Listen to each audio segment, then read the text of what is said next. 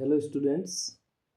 तो आज के इस सेशन में हम चैप्टर नंबर 2 की बात करेंगे जिसका नाम है अम्ल क्षारक और लवण। ठीक है, तो ये पीडीएफ थोड़ी स्पष्ट नहीं है, फिर भी मैं कोशिश कर रहा हूँ, तो बोलने से आप इनको समझने की कोशिश करना। कुछ जगह पर ये थोड़ी सी समस्या है। तो देखो, अम्ल और क्षारक में या क्षार में सबसे पहले अंतर देखते हैं। तो अम्ल स्वाद में खट्टे होते हैं और क्षार स्वाद में कड़वे होते हैं। अम्ल नीले लिटमस को लाल बना देते हैं और क्षार जो है वो लाल लिटमस को नीला कर देते हैं। ठीक है। नेक्स्ट है कि अम्ल जलीय विलयन में H+ आयन देते हैं, जबकि क्षार जो है वो जलीय विलयन में OH- आयन देते हैं। ठीक है, तो ये 2-3 पॉइंट आप अम्ल और क्षार के ध्यान रखेंगे। नेक्स्ट हम बात कर रहे हैं अम्ल और क्षारक के रासायनिक गुणधर्म की बात कर रहे हैं। अम्ल और क्षार जो है उनके केमिकल प्रॉपर्टीज़ क्या है, रासायनिक गुण क्या है उनके। तो देखो, सबसे पहले अम्ल और क्षार की धातु के साथ अभिक्रिया करने पर क्या होता है हम देखते हैं। तो अम्ल और क्षार जो है वो धातु के साथ क्रिया करके हाइड्रोजन गैस देते हैं। जैसे हमने यहाँ पर एक HCl अम्ल की जिंक धातु से क्रिया करवाई है, तो यहाँ पर ZnCl2 बन गया है और साथ में हाइड्रोजन गैस बाहर निकल गई है। तो यहाँ ZnCl2 को अपन लवण कहेंगे। ठीक। नेक्स्ट देखो, यानी अब हम इसको लिख भी सकते हैं कि अम्ल प्लस धातु और क्रिया करके क्या बनाएंगे, हाइड्रोजन गैस, और साथ में यहाँ पर हम लवण लिख देंगे। ठीक है, साथ में हाइड्रोजन गैस बाहर निकलती है। नेक्स्ट आप देखो कि एक क्षार की क्रिया करवा रहे हैं, जैसे सोडियम हाइड्रोक्साइड है NaOH। तो NaOH की सोडियम हाइड्रोक्साइड की क्रिया हम, ये क्षार की क्रिया हम एक जिंक धातु से करवाते हैं, तो यहाँ पर Na2ZnO2, यानी इस फॉर्म में यहाँ पर ये एक लवण बन जाता है, जिसे सोडियम जिंकेट अपन कह सकते हैं। तो ये जो है लवण बन गए यहाँ पर Na2ZnO2 और साथ में हाइड्रोजन गैस बाहर निकल जाती है। इसके बाद आगे देखो, अम्ल की अभिक्रिया हम धातु के ऑक्साइड से करवाते हैं। तो अम्ल धातु ऑक्साइड के साथ क्रिया करके लवण और जल बना देते हैं। ठीक। तो यहाँ इसके एग्जाम्पल को देखते हैं अपन कि ये यहाँ पर एक अम्ल है जो कि एक धातु के ऑक्साइड से क्रिया कर रहा है, धात्विक ऑक्साइड से क्रिया कर रहा है। तो यहाँ पर ये लवण बन जाएगा ZnCl2 और साथ में जल बाहर निकल जाएगा। तो अम्ल प्लस धातु ऑक्साइड क्रिया करके लवण और जल बनाते हैं। इसका एक एग्जाम्पल और देख लेते हैं। ये HCl अम्ल जो है वो MgO से क्रिया कर रहा है, यहाँ पर O कर लेना आप, है ना, मैग्नीशियम ऑक्साइड, धातु मैग्नीशियम है यहाँ पर, उसका ऑक्साइड MgO हो जाएगा। तो HCl MgO से क्रिया करके Mg यहाँ पर क्या बनाएगा, Cl2, और साथ में यहाँ पर H2O बन जाएगा। ठीक है। नेक्स्ट हम बात करें इसके बाद में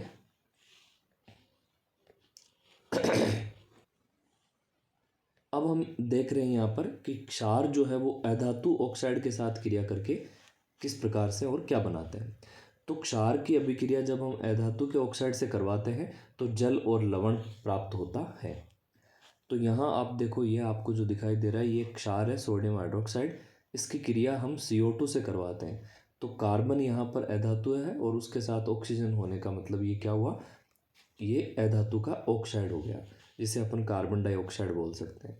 और ये सोडियम ऑक्साइड, सोडियम हाइड्रोक्साइड है, ये ध्यान रखें। ठीक है ना, यहाँ पे आप ऑक्साइड की जगह यहाँ पर हाइड्रोक्साइड कर लेना।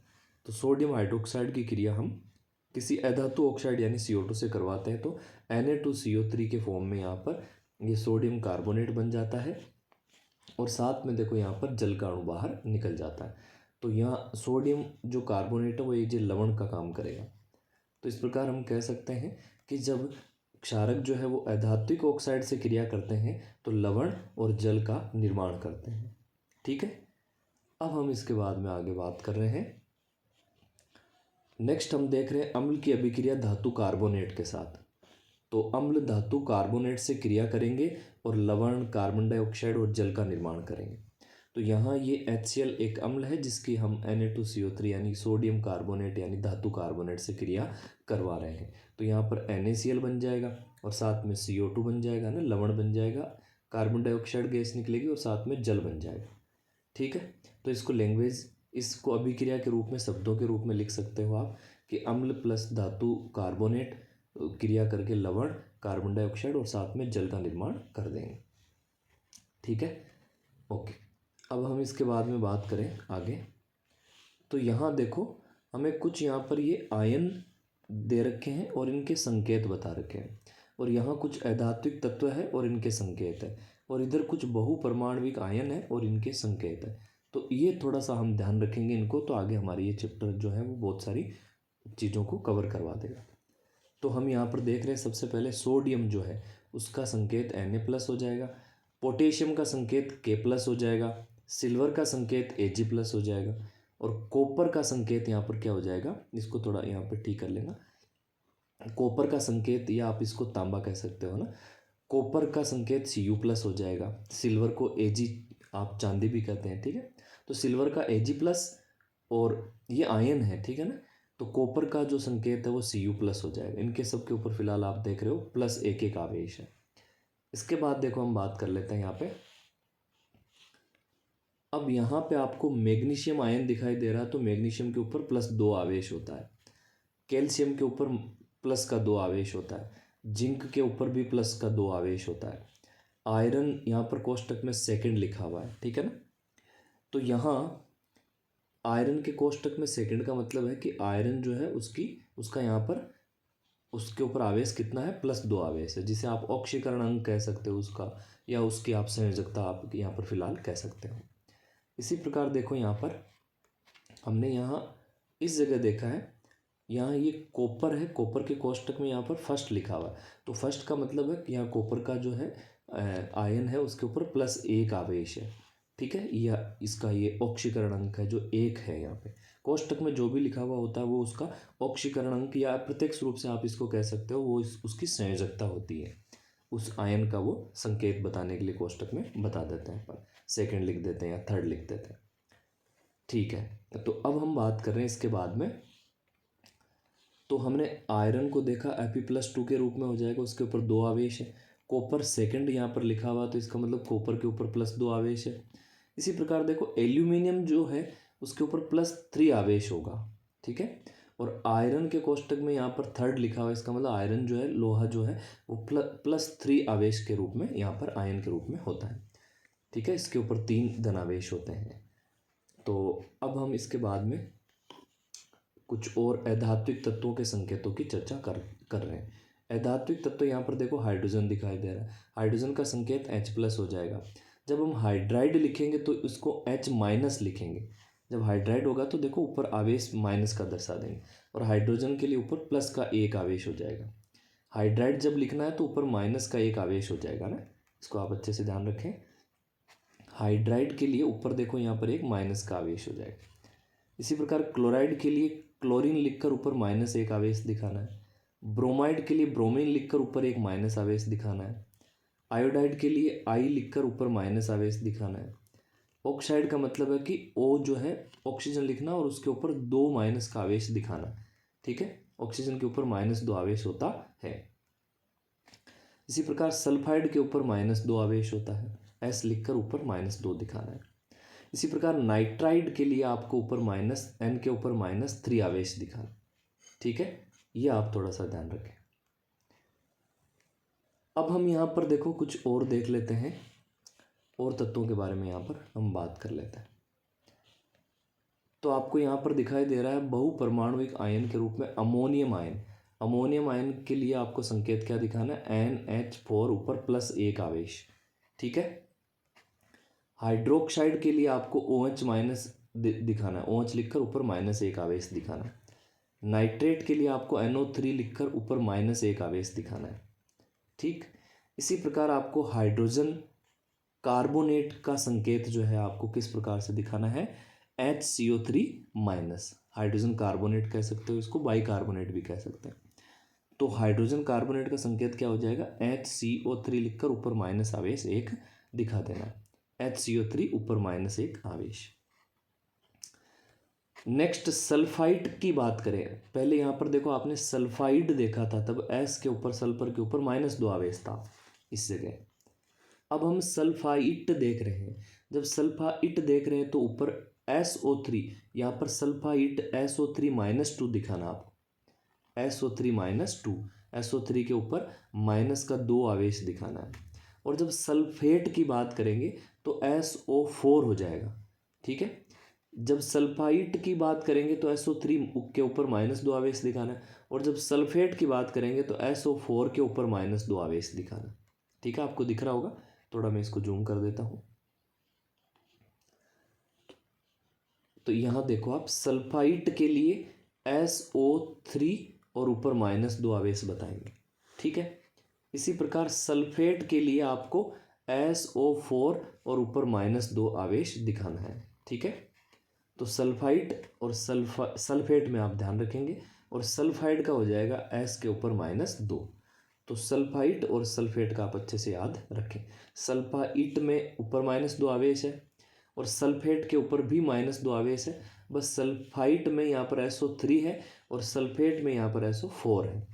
ठीक है, ओके। अब देखो इसके बाद में यहाँ पर कार्बोनेट बता रखा है, तो कार्बोनेट का यहाँ पर क्या हो जाएगा, कार्बोनेट का संकेत क्या हो जाएगा, CO3 कार्बोनेट और ऊपर -2 आवेश दिखाना है। तो कार्बोनेट के लिए CO3 -2 आवेश आपको बताना है। तो ये चीज़ें आपको थोड़ा सा ध्यान में रखनी पड़ेगी, और इनकी डिटेल्ड स्टडी कि ये यहाँ पर SO4 के ऊपर -2 आवेश क्यों है, कार्बोनेट के ऊपर -2 आवेश क्यों है, ये आपको डिटेल आगे की कक्षाओं में पूरी मिल जाती है। जैसे कि आप 11th में केमिस्ट्री डिटेल से पढ़ते हो तो वहाँ पर ये सारी चीज़ें कवर हो जाती है। तो फिलहाल अपने स्तर पर हमें ये ध्यान रखना है कि इनका फॉर्मूला या संकेत क्या क्या होता है। ठीक है, ओके। अब देखो इसके बाद में एक और यहाँ पर आपको दिखाई दे रहा होगा, एक हम यहाँ पर फॉस्फेट की भी बात कर रहे हैं। फॉस्फेट के लिए PO4 लिखना है, यानी फॉस्फोरस। यहाँ पर ये ऑक्सीजन कैपिटल लेटर में आएगा। ठीक है ना, इसने स्मॉल लेटर बता रखा है, ऑक्सीजन भी कैपिटल अक्षर के रूप में होगा। तो PO4 आपको बताना है और साथ में -3 आवेश भी दिखा देना है। ठीक, तो ये आपको याद रखना होगा, इनकी बार बार प्रैक्टिस करें आप, इनको बार बार देखेंगे, रिपीटेशन करेंगे तो ये चीज़ें याद हो जाएंगी। अब हम बात कर रहे हैं इसके बाद में, यानी एक प्रकार से बेसिक चीज़ें थी जो आपने अभी ये सारणी में संकेत देखे, ये बेसिक है जिससे आपको बहुत सारी चीज़ें आगे अच्छे से तैयार हो जाएंगी आपके लिए। तो अब हम बात कर रहे हैं यहाँ पर अम्ल की अभिक्रिया धातु हाइड्रोजन कार्बोनेट के साथ करवाने पर क्या होता है। तो अम्ल की अभिक्रिया धातु हाइड्रोजन कार्बोनेट के साथ करवाने पर लवण बनेगा और जल बनेगा, और साथ में CO2 गैस भी बाहर निकल जाएगी। तो यहाँ पर आपको HCl अम्ल दिखाई दे रहा है, और ये यहाँ पर NaHCO3 जो है वो धातु हाइड्रोजन और कार्बोनेट के रूप में ये है। तो जब अम्ल धातु हाइड्रोजन कार्बोनेट से क्रिया करते हैं तो लवण बनता है, यानी कि यहाँ इस जगह देखो NaCl बन जाएगा, और जल बनेगा, ये जल बन गया, और CO2 गैस बाहर निकल जाती। तो आपको याद रखना होगा कि जब अम्ल धातु हाइड्रोजन कार्बोनेट से क्रिया करेंगे तो लवण, जल और CO2 गैस बनेगी। ठीक है, ओके। अब यहाँ हम नेक्स्ट अभिक्रिया की बात कर लेते हैं कि अम्ल की अभिक्रिया क्षार से करवाने पर क्या होगा। तो अम्ल की अभिक्रिया क्षार के साथ करवाने पर लवण और जल बनता है। लवण और जल उदासीन प्रकृति के होते हैं, तो इसीलिए इस अभिक्रिया को हम उदासीनीकरण अभिक्रिया कहते हैं। एक्चुअल में जो लवण बनता है वो उदासीन प्रवृत्ति का तभी होगा जब प्रबल अम्ल की क्रिया प्रबल क्षार से करवाई जाए।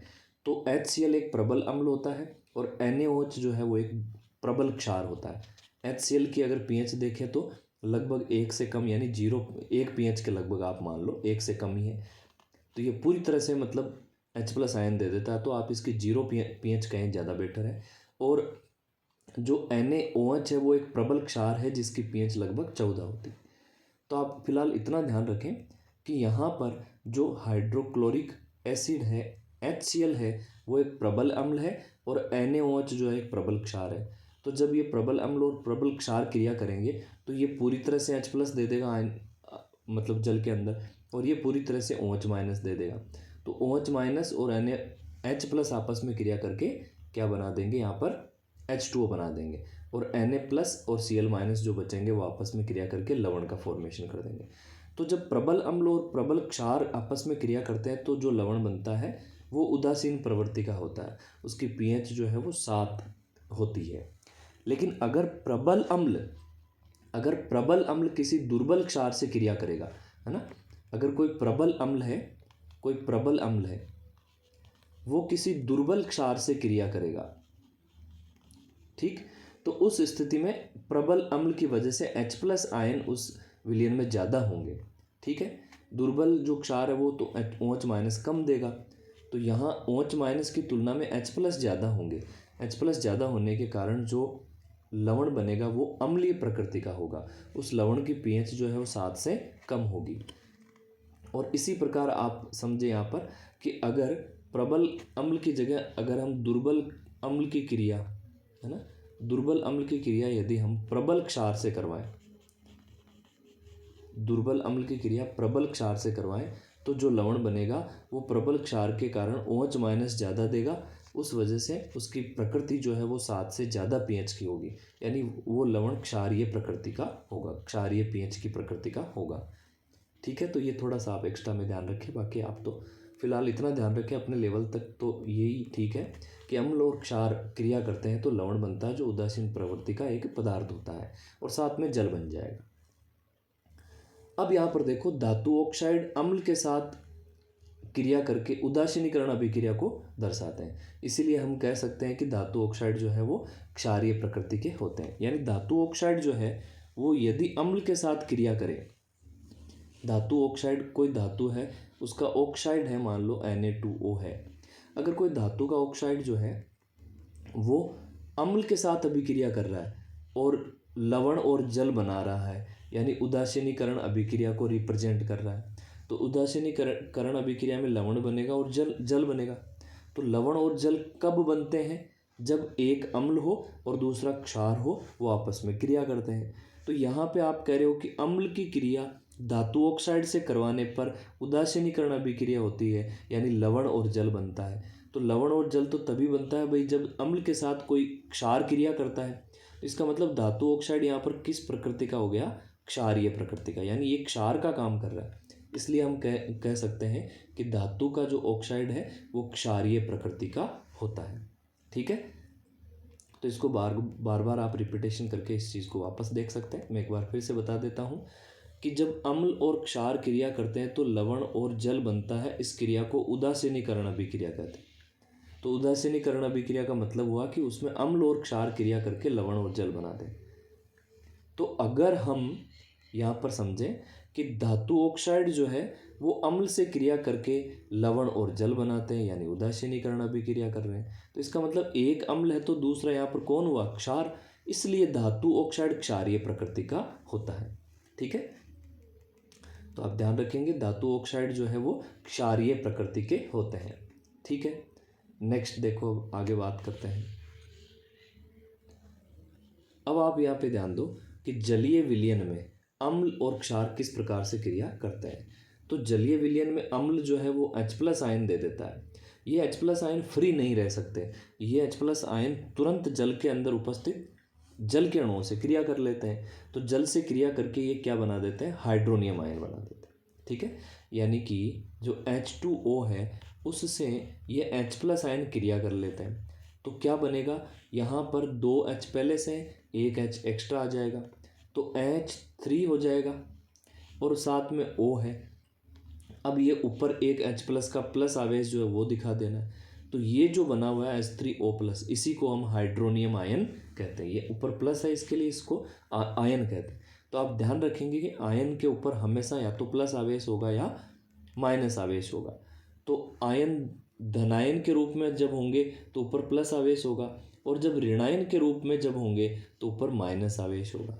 तो इस प्रकार से आयन के ऊपर हमेशा कोई ना कोई आवेश होता है। तो यहाँ पर ये हाइड्रोनियम आयन है, इसका संकेत क्या हो जाएगा? H3O+।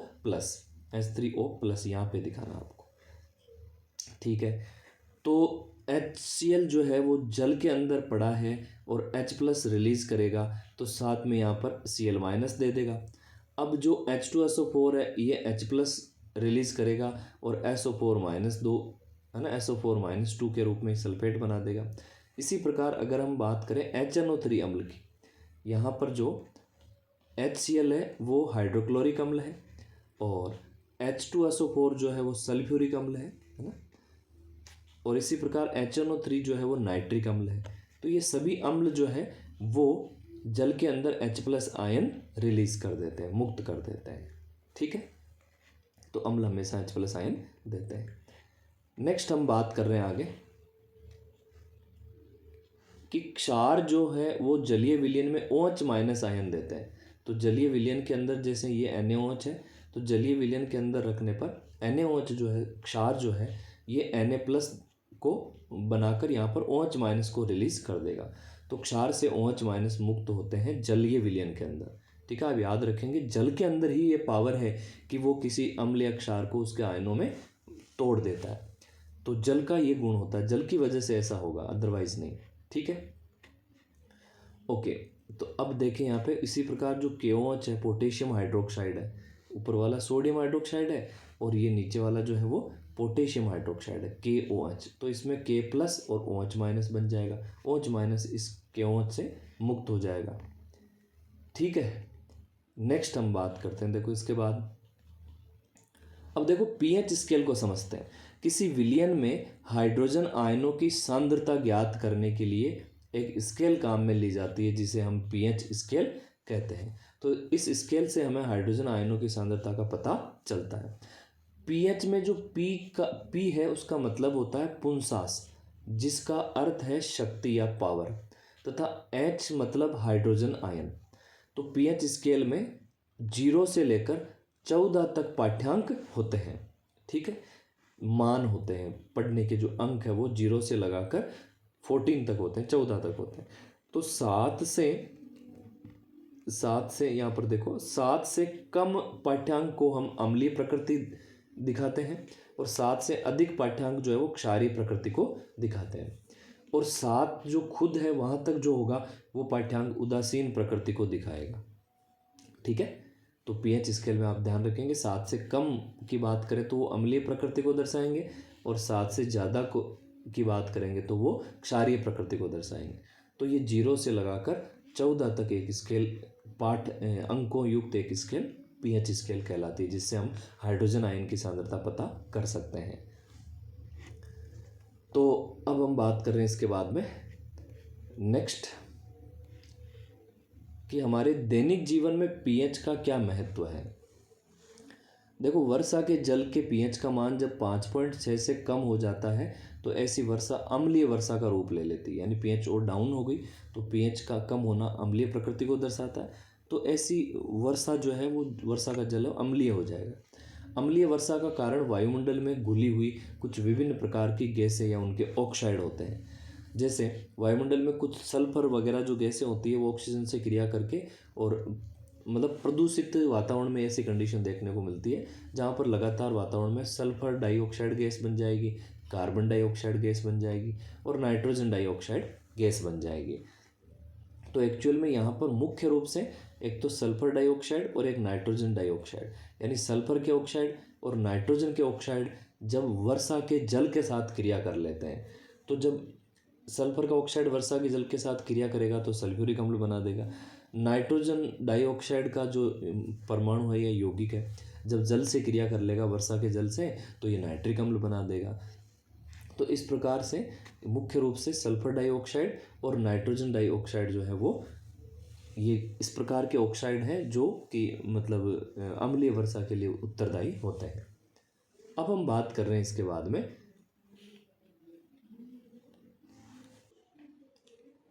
नेक्स्ट हम बात कर रहे हैं अम्लीय वर्षा के कारण।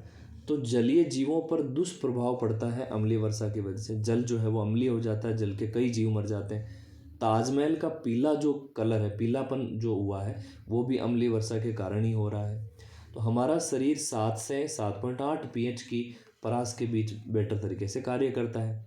मुंह की pH 5.6 से कम हो जाने पर, है ना, मुंह की pH 5.5 से कम हो जाने पर दांतों का क्षय स्टार्ट हो जाता है, यानी दांत खराब होने लग जाते हैं। क्षय का मतलब होता है खराब होना या जो कमज़ोर होना शुरू हो जाते हैं। क्योंकि जब हमारे मुंह में खाने का अवशेष रह जाता है तो कुछ बैक्टीरिया, जीवाणु जिन्हें कह सकते हैं, और उस खाने का क्या कर देते हैं, विखंडन कर देते हैं। तो धीरे धीरे क्या होगा आगे देखते हैं हम।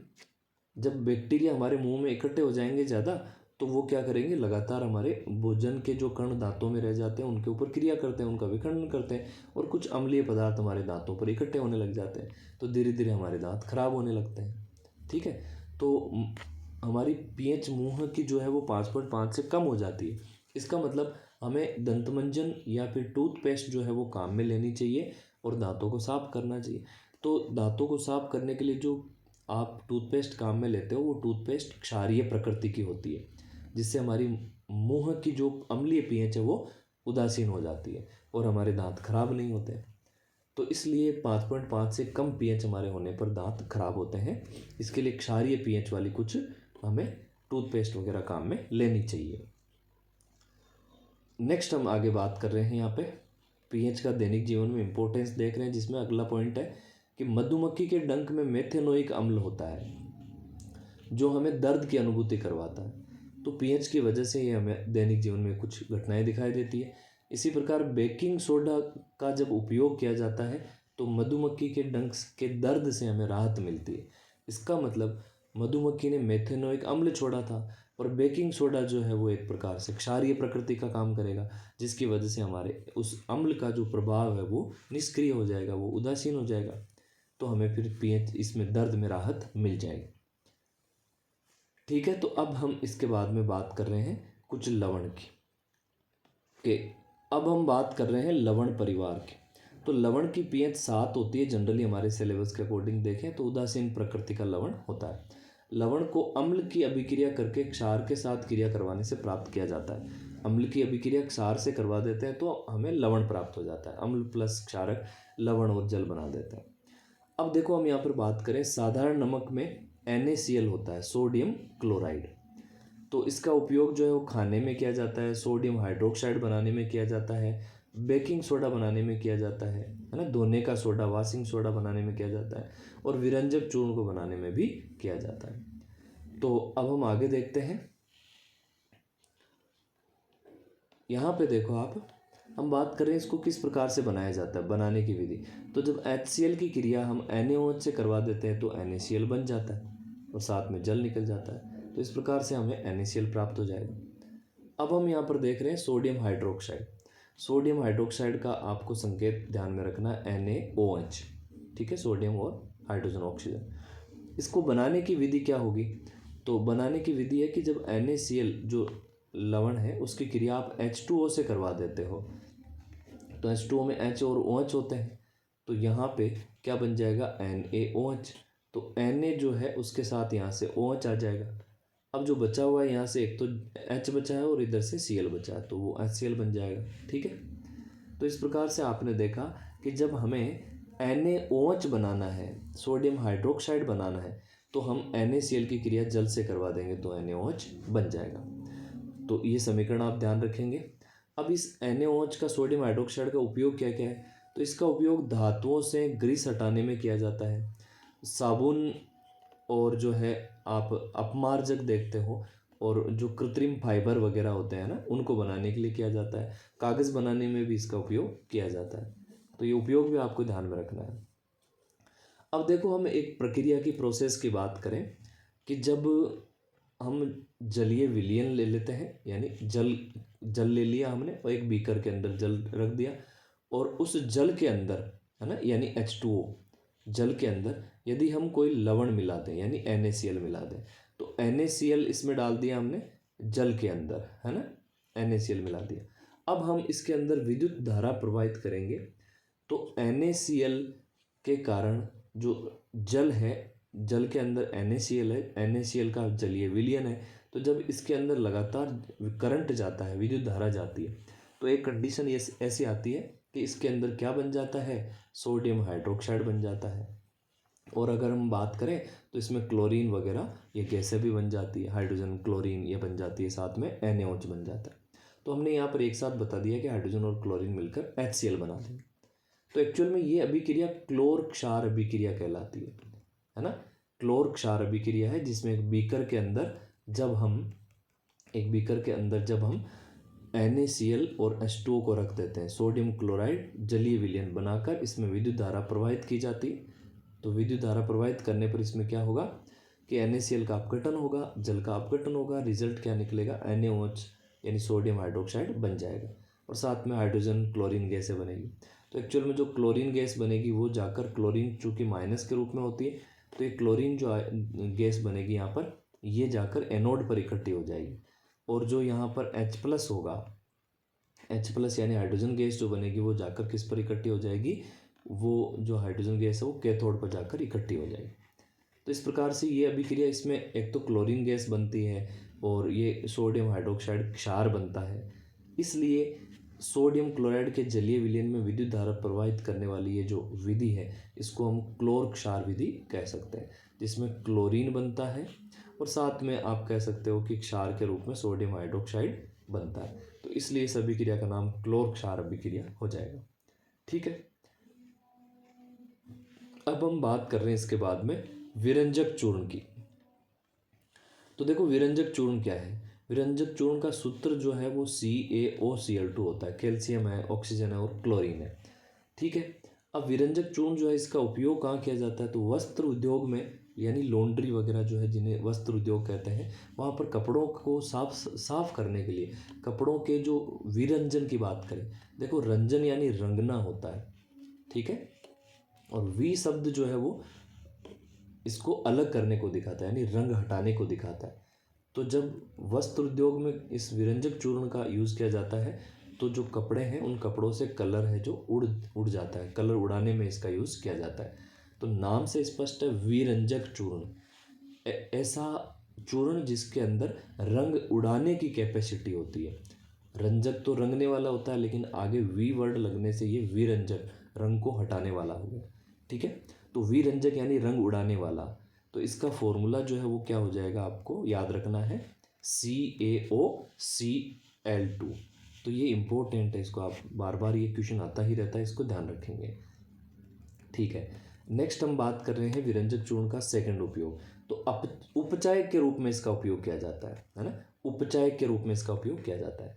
देखो आप यहाँ पर गौर करोगे तो इस CaOCl2 के अंदर ऑक्सीजन है, तो ये किसी के साथ क्या कर देगा, ऑक्सीजन को जोड़ देगा, तो किसी का इसकी वजह से क्या हो जाएगा, उपचयन हो जाएगा। तो ये उपचायक का यहाँ पर काम करेगा, ऑक्सीजन को जोड़ने का काम करेगा मतलब। नेक्स्ट है जल को जीवाणु मुक्त करने के लिए। तो इसके अंदर क्लोरीन गैस होती है, या यूं कहें कि विरंजक चूर्ण जो है वो खुद जल को शुद्ध करने के लिए, जीवाणुओं को नष्ट करने के लिए काम में लिया जाता है। तो जल को जीवाणु मुक्त करना है तो आप विरंजक चूर्ण का उपयोग कर सकते हो।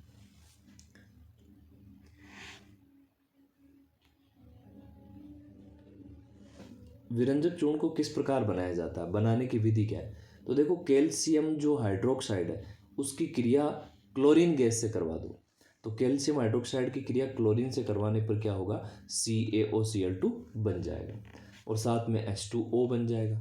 ठीक है, तो अभिक्रिया को आप बैलेंस कर सकते हो। यहाँ पर CaOH का होल ट्वाइस की क्रिया आप Cl2 से करवा रहे हो, तो आप देख रहे हो यहाँ पर CaOCl2 बन रहा है। तो CaOCl2 में क्लोरीन के तो 2 परमाणु आ चुके हैं यहाँ से। अब जो कैल्शियम है वो ये कैल्शियम रहा यहाँ पर, और जहाँ आप देख रहे हो यहाँ पे इस जगह पर, इस जगह में OH का होल ट्वाइस है, यानी यहाँ पर ऑक्सीजन भी 2 है और हाइड्रोजन भी 2 है।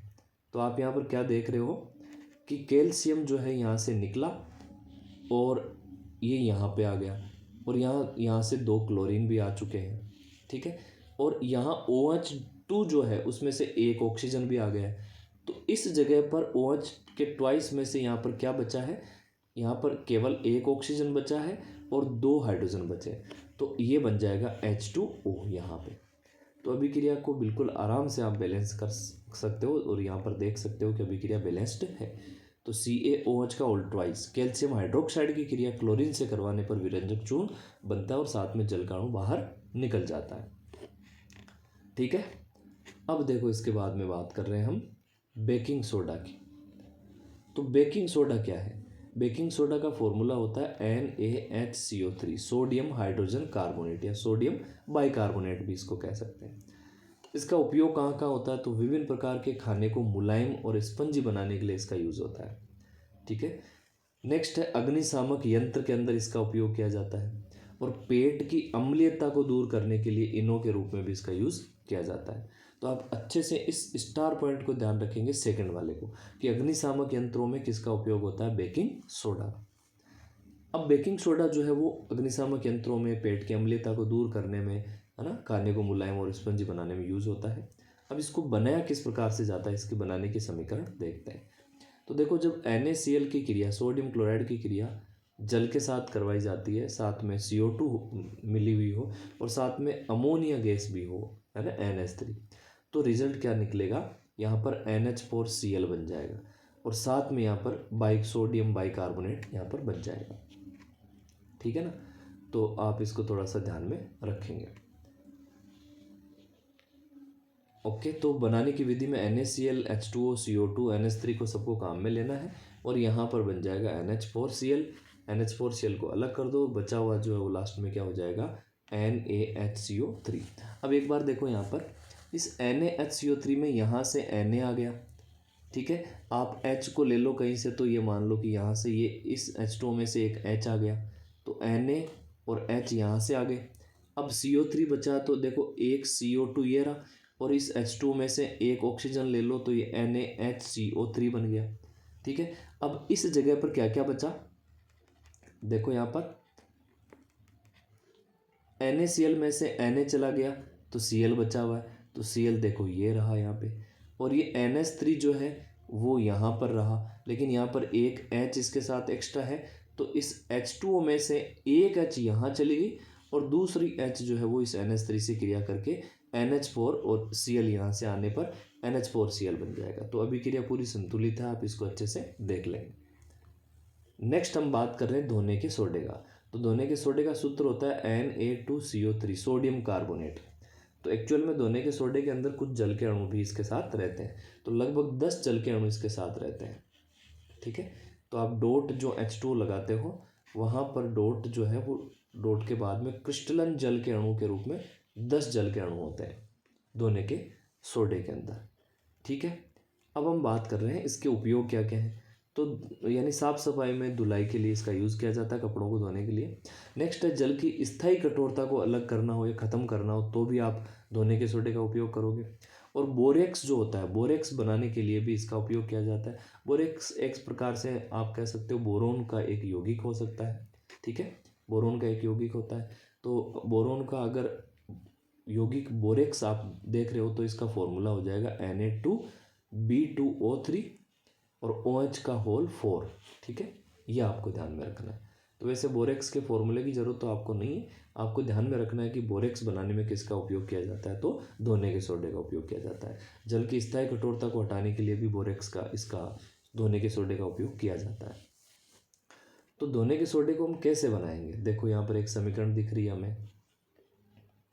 धोने के सोडे को बनाने की विधि है कि आप NaHCO3, सोडियम बाइकार्बोनेट लो और उससे आप उसका वियोजन करो, तो आपको क्या मिल जाएगा, Na2CO3, CO2 और H2। तो CO2 H2 बनेंगे, साथ में Na2CO3 भी यहाँ से बन जाएगा। तो सोडियम कार्बोनेट ये जो है ये धोने का सोडा बन जाता है। यहाँ अगर आप देखो तो देखो Na से Na2 था, है ना, Na के 2 परमाणु थे, तो देखो 2 परमाणु यहाँ पर रहे, तो ये तो बैलेंस है। अब CO3 जो है वो यहाँ से ये रहा, यानी इस जगह पर सिर्फ एक H जो है इसके आगे 2 लगा हुआ, तो 2 H है एक्चुअल में, है ना। इस प्रकार से अगर देखें अपन, तो एक चीज़ और देखो कि ये 2 जो है ये सब के आगे ही है, इसकी वजह से सोडियम भी 2 है, हाइड्रोजन भी 2 है और कार्बोनेट CO3 भी 2 है। तो अब हम यहाँ पर देख रहे हैं, देखो ये Na के तो 2 परमाणु यहाँ पर आ चुके हैं और CO3 के 2 परमाणु में से एक परमाणु ये रहा। अब CO3 एक और बचा है, तो देखो CO2 ये रहा और दूसरा ऑक्सीजन ये रहा, तो CO3 ये हो गया यहाँ पे। अब हाइड्रोजन के 2 परमाणु है, देखो आगे लगा हुआ 2, तो हाइड्रोजन के 2 परमाणु आपको जल के अंदर दिखाई दे रहे हैं। तो इस प्रकार ये अभिक्रिया पूरी बैलेंस्ड है। तो आपको जब भी धोने का सोडा बनाना हो तो सोडियम बाइकार्बोनेट से आप धोने का सोडा बना सकते हो, साथ में CO2 और जल का अणु बाहर निकल जाएगा। नेक्स्ट हम बात कर रहे हैं POP की, प्लास्टर ऑफ पेरिस की बात कर रहे हैं। तो इसका सूत्र होता है CaSO4 डॉट हाफ H2O, आधा जल का अणु, और कैल्शियम सल्फेट होता है, ध्यान रखेंगे आप, है ना, कॉपर सल्फेट नहीं, कैल्शियम सल्फेट होना चाहिए। ठीक है, ओके, तो आपको POP का सूत्र याद रखना है। उसके बाद में हम देख रहे हैं इसका उपयोग कहाँ कहाँ किया जाता है। तो पीओपी का उपयोग मूर्तियाँ वगैरह बनाने में किया जाता है, सजावटी सामान और खिलौने बनाने में करते हैं, और डॉक्टर जो है वो हड्डियों को एक जगह स्थिर रखने के लिए भी पीओपी का उपयोग करता है। एक्चुअली में पीओपी का उपयोग डॉक्टर जो है वो टूटी हुई हड्डी को स्थिर करने के लिए पीओपी लगा लेता है, और उसके ऊपर फिर कुछ जल का अणु जो है वो यूज किया जाता है। तो पीओपी के साथ कुछ जल के अणु क्रिया करने से वहाँ पर एक कठोर पदार्थ बन जाता है, जिसको हम क्या बोलते हैं, जिप्सम कहते हैं। ठीक है, तो जिप्सम कठोर हो जाता है, तो टूटी हुई हड्डियाँ पीओपी के कारण क्या हो जाती है, स्थिर हो जाती है। पीओपी जल के अणुओं से क्रिया करके जिप्सम यानी एक कड़ा पदार्थ बना देता है। ठीक है, अब हम आगे बात कर रहे हैं कि पीओपी जो है उसको कैसे बनाया जाता है। तो प्लास्टर ऑफ पेरिस को बनाने के लिए जिप्सम को आपको 373 केल्विन ताप पर गर्म करना है, तो पीओपी हमें प्राप्त हो जाएगा। तो देखो जिप्सम का फॉर्मूला है CaSO4.2H2O। जल के दो अणु हैं, ये जिप्सम है, कैल्शियम सल्फेट के साथ जल के दो अणु हैं, तो ये जिप्सम हो जाएगा। और ऊपर 373 केल्विन टेम्परेचर दिखाना है, जिससे क्या बन जाएगा, CaSO4.12H2O, आधा जल का अणु, और 1.5 जल का अणु जो है वो यहाँ से बाहर निकल जाएगा, तो पीओपी यहाँ पे ये बन चुका है। अब अगर आपको ये समीकरण वाइस वर्सा उल्टी पूछ ले, है ना, उल्टी पूछ ले, तो आप इसको जस्ट क्या लिख दोगे कि आपसे प्रश्न पूछा जा सकता है कि जिप्सम कैसे बनाया जाता है, तो आप ये जो पीओपी है, आधा जल के अणु कैल्शियम सल्फेट के साथ, उसकी क्रिया 1.5 जल के अणुओं से करवा दोगे, तो रिजल्ट क्या निकलेगा कि जिप्सम बन जाता है। ठीक है, तो ये दोनों साइड से आप अभिक्रिया को ध्यान में रखोगे। नेक्स्ट हम बात कर रहे हैं यहाँ पर, नेक्स्ट हमारे पास है यहाँ पे गंधीय सूचक। तो वे पदार्थ जो अम्ल और क्षार की भिन्नता को गंध के माध्यम से प्रदर्शित करते हैं, कि अम्लीय और क्षारीय माध्यम में जिनकी गंध बदल जाती है, यानी उस गंध के बदलने से हमें पता चलता है कि ऐसी गंध अम्लीय माध्यम में आएगी, ऐसी गंध क्षारीय माध्यम में आएगी, तो जिसकी वजह से हम अम्ल और क्षार का पता कर पाते हैं। तो ये ऐसे सूचक जिनसे अम्ल और क्षार की प्रकृति पता चलती है, वो गंधीय सूचक कहलाते हैं। जैसे प्याज हो गया, लौंग हो गया, लहसुन है, इनकी वजह से हम अम्लीय और क्षारीय प्रकृति को पहचान सकते हैं, तो ये गंधीय सूचक है, ध्यान रखेंगे आप। ठीक है, नेक्स्ट आपको दिमाग में रखना है, अच्छा एक चीज़ और ध्यान रखेंगे कि जो कृत्रिम या संश्लेषित सूचक का काम करते हैं, जो अम्लीय और क्षारीय प्रकृति बताते हैं पदार्थों की, तो उसके अंदर संश्लेषित या कृत्रिम की जब बात की जाएगी, है ना, तो वहाँ पर हमारे पास कृत्रिम या संश्लेषित सूचक के रूप में एक तो मेथिल ऑरेंज होता है, और एक फिनोल्फथेलिन होता है, ध्यान रखेंगे, है ना। एक तो हो जाएगा हमारे पास मेथिल ऑरेंज, और एक हो जाएगा फिनोल्फथेलिन। ठीक है, मैं लिख भी देता हूँ। तो एक तो हमारे पास मेथिल ऑरेंज हो जाएगा, मेथिल ऑरेंज, और दूसरा हमारे पास हो जाएगा फिनोल्फथेलिन, फिनोल्फथेलिन। तो ये दो जो हैं वो आप कृत्रिम या संश्लेषित सूचक के रूप में याद रखोगे। ठीक है, गंधीय सूचक में आपने प्याज, लौंग ये देखा, लहसुन वगैरह। ठीक, ओके। हल्दी प्राकृतिक सूचक के रूप में हो जाएगी। ओके, अब देखो यहाँ पर हम बात कर लेते हैं नेक्स्ट बाद में क्रिस्टलन जल के अणुओं की बात करते हैं। क्रिस्टलन का जल क्या होता है, तो विभिन्न प्रकार के पदार्थ जब पानी में मिलाए जाते हैं, तो पदार्थ का एक अणु जितने जल के अणु के साथ जुड़ता है उसे क्रिस्टलन जल कहते हैं। पदार्थ का एक अणु जो है वो जल के कितने अणुओं से क्रिया करता है, तो देखो Na2CO3 जो है वो 10 जल के अणुओं से क्रिया कर लेता है, इसलिए इसमें क्रिस्टलन जल की संख्या कितनी है, 10 है। तो Na2CO3.10H2O, तो ये एक प्रकार से धोने का सोडा ही कह सकते हो आप इसको, जिसमें क्रिस्टलन जल के कितने अणु होते हैं, 10 अणु होते हैं। तो यहाँ पे ये हमारा चैप्टर पूरा होता है। अब इसके जो अभ्यास क्वेश्चन है, ठीक है, और कुछ जो बीच वाले सवाल है उनको हम एक साथ बाद में फिर देख लेंगे, ठीक है ना। बाकी हमारा ये चैप्टर यहाँ पर कंप्लीट हो चुका है।